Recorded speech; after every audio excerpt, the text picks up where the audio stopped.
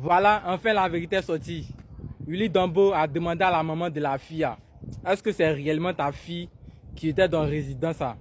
La maman a dit que oui. Ils ont retrouvé mon enfant. Venez, venez. Elle est ici. Depuis 4 jours, je cherche mon enfant. Je cherche mon enfant. Voici ma fille. Elle est en tenue de l'école. Voici mon enfant. Je suis Chantelia. Merci à vous. Je dis que Chantelia, là, on n'a qu'à nous respecter un peu. Voilà. Nous, on n'est pas ses enfants. Nous, on réfléchit aussi. Nous, on n'est pas bêtes. On ne va pas penser que nous, on est bêtes. On n'est pas bêtes. On est très, très intelligents. Quand on t'invite sur le plateau, et toi, tu vas venir dire là-bas que ta fille, là, c'est pas son habitude. Voilà. Elle n'a pas été enlevée. D'accord. Donc, Une mère troublée, oui. moi je cherche mon enfant. D'accord. Il y a des enfants qui sortent et qui ne reviennent pas. Très bien. Je lançais un appel et je voulais juste revoir mon enfant.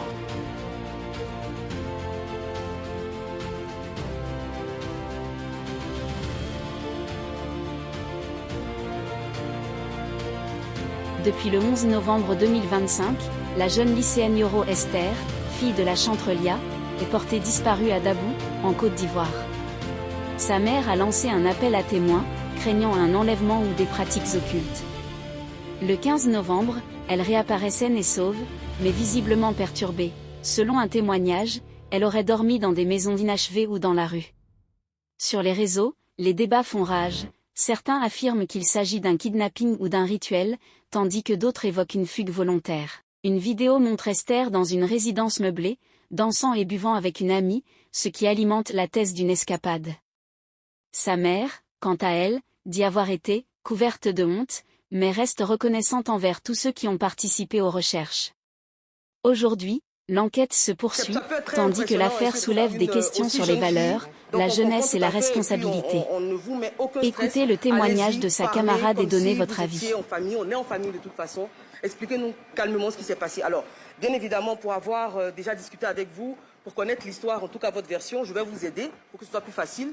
Donc, le mercredi matin, Esther vient vous chercher à la maison pour aller à l'école. Elle vient me chercher, je suis déjà prête. Je finis ce que j'avais à faire. On sort de la maison.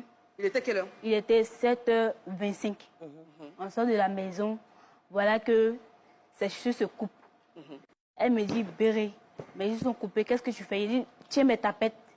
Le temps d'aller chercher un cordonnier pour arranger tes chaussures. Donc, je lui donne mes tapettes. Elle dit, tu sais qu'on peut rentrer avec les tapettes à l'école. Je dis, ok. Donc, on va coudre tes chaussures. Donc, en allant coudre ses chaussures, elle dit que, comme il est déjà l'heure, on ne peut pas rentrer à l'école comme ça. Les gens sont fait court. Et puis, nous, on est au dehors. Donc, il dit, je lui ai proposé d'aller s'asseoir. Il y a une mémé qui vend des galettes. Je lui ai proposé d'aller s'asseoir là-bas, en attendant que l'heure passe et nous, on rentre. Ouais. Elle dit... Au cours suivant. Oui, au cours suivant. Donc, elle dit non.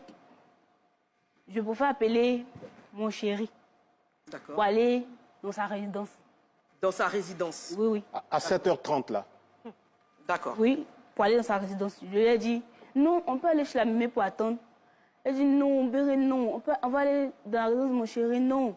Donc, je lui ai dit, ok. On est parti au corridor. Elle a appelé. Quand elle a appelé, il est venu. Quand il est venu, il a dit, il appelle mon foyer. Donc, il a dit, mon foyer, comment ça va bien. Ils ont fait la présentation. Il dit, et toi, la folle, ça va? Il dit, oui, ça va. Vous le connaissiez avant? Non, non, parce que moi, je ne le connaissais pas. Ça, grâce à elle que j'ai pu avoir un contact avec lui. Donc, il a dit, oh, toi, la folle, ça va. Donc, je veux dire, avant mercredi, vous l'aviez déjà vu?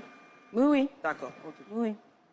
Donc, il dit, parce qu'il ne s'était pas lavé, donc il dit, le temps de se laver, il va prendre quelque chose derrière, parce qu'il y avait un maquis derrière, donc on est allé là-bas, il a pris quelque chose, on a bu, tout ça, tout ça. Donc il est allé, derrière lui, elle a pris d'autres choses. Quand elle a pris d'autres choses, on a bu, elle a servi, c'est elle-même qui m'a servi, quand elle m'a servi, j'ai bu, j'avais la tête qui tournait, je lui ai demandé c'est quoi.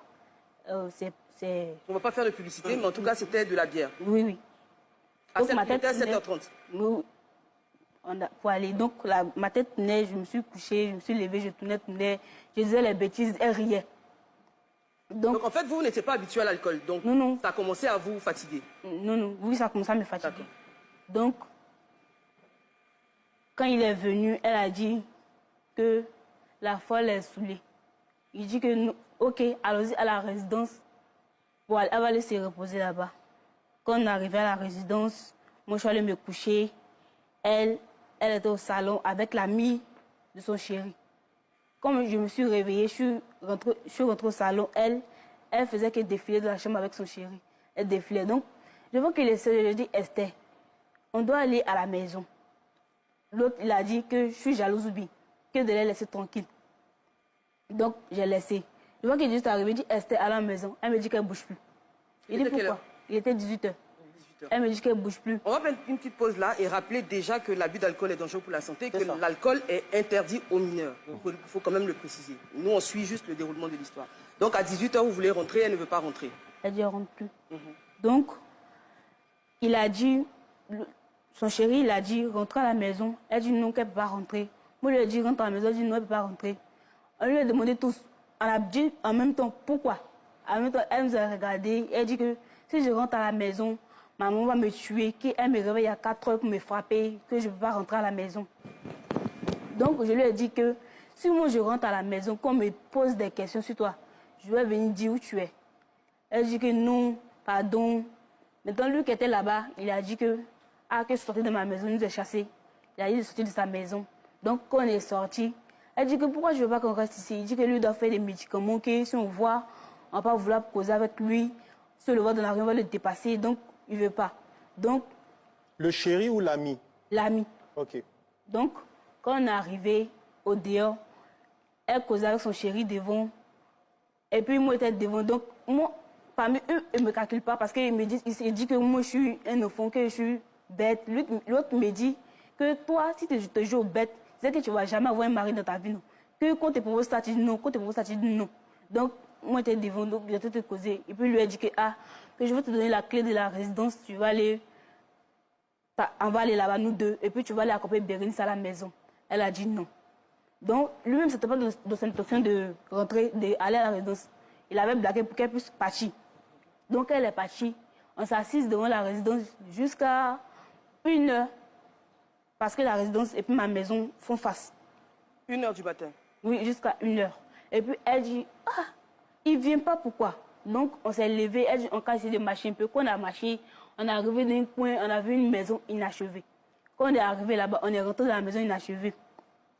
Le mercredi soir, on a logé là-bas. Vous avez dormi dans la maison inachevée? Oui, oui.